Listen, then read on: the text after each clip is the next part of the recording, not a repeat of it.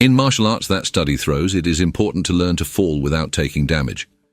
However, how do you fall outside the gym? Do the techniques change with a hard floor, obstacles, multiple opponents and objects in your hands? I asked Coach Walter, a self-defense expert, who also inherited Chris Price's practical boxing, a fighting system created to counter armed gang attacks in Croydon in the 80s. How do you fall on concrete? First of all, what's happened when we fall? We got a lot of natural defenses that we do unconsciously. The first thing that we do, we put the hands in front. Why? Because we want to protect our face, our head. And that saves us from concussion. The problem is, we go with too much force, we lock the elbow, we lock the wrist, and this is when we got breaks on the elbow and the ribs. And we do need our limbs to still fighting. So what we have to do is going light, is going soft. Remember, there's a say in martial arts, an old say, but it still works. Soft on hard and hard on soft. So the floor is hard, we have to be soft. So the first thing, we need to be light with the hands. Then the whole body has to be soft. Then we have to breathe out to release the air and be even more soft. We want to roll. Why do we roll? Because we keep momentum and we spread the energy through the rolling. But when we are rolling, we don't want to make contact with everything that is bony. We want to go on the muscular part of the body. So again, if I fall this way, I'm gonna hurt myself. What I have to do is being nice and soft. Going on the back. Again. On the back. What if you cannot roll? Well, if we can't roll, we are in trouble. But this can happen. So what we have to do is making a cushion as much as possible with our body. Again, not hitting the bony parts and using the arms as a cushion. A good movement is a movement that we can see even in capoeira, which is called negativa. So I'm here, I want to fall, I want to keep my arm nice and relaxed. Over there. Now, very important, I want to rotate my upper body. Because if my upper body stays straight here, what's happened? I stretch my arms. And this is when I got the concussion. I want to try to put the chest toward the floor. So I'm here. And from here, I can roll and I can stand up.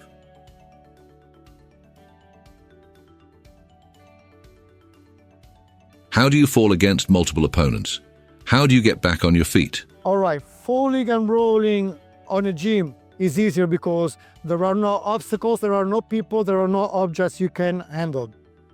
So that's why we need to start training in the gym by rolling with some obstacles. Because what you're going to do, you're going to learn to roll not just in a straight way, but adapting your body.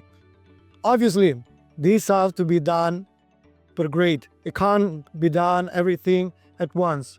You need to start simpler and then you make it harder and harder. So for example, from here, if I roll straight, I can roll straight on a straight line. But I can roll straight and going on one side or the other. So that's what we want to do. Multiple opponents are like objects. So you need to learn to move around multiple opponents, and there are techniques to use the body of the opponents to stand up safely. Now, how do we stand up? We do one thing very important. We prioritize the defense of the head. Why? Let's say I'm here. Very common thing happening here in London. People use stomp kicks or soccer kicks. Then what's the problem? If they got you on the face, they shut down your system. You fall on the floor and then you're in trouble. Someone hits you on the ribs, for example, you can still fight. Now maybe in the night you're gonna feel it, but you can still fight and you survive. If you are on the floor unconscious, you are in very big trouble.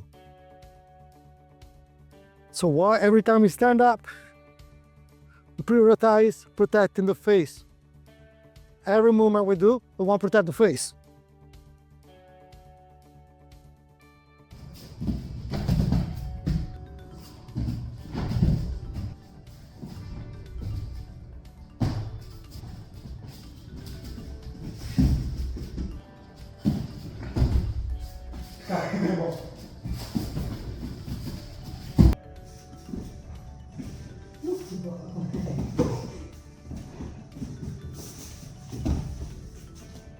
How do you fall when holding a tool or a weapon? When we got a weapon or an object, the danger is that when we fall, this object go against us.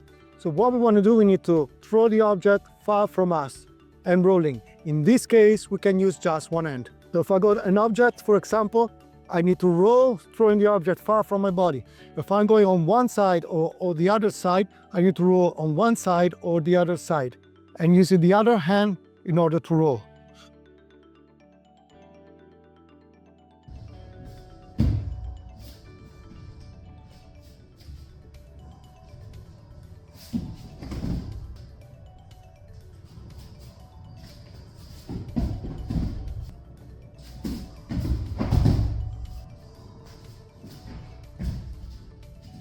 If you want to know more about practical boxing, check out this video.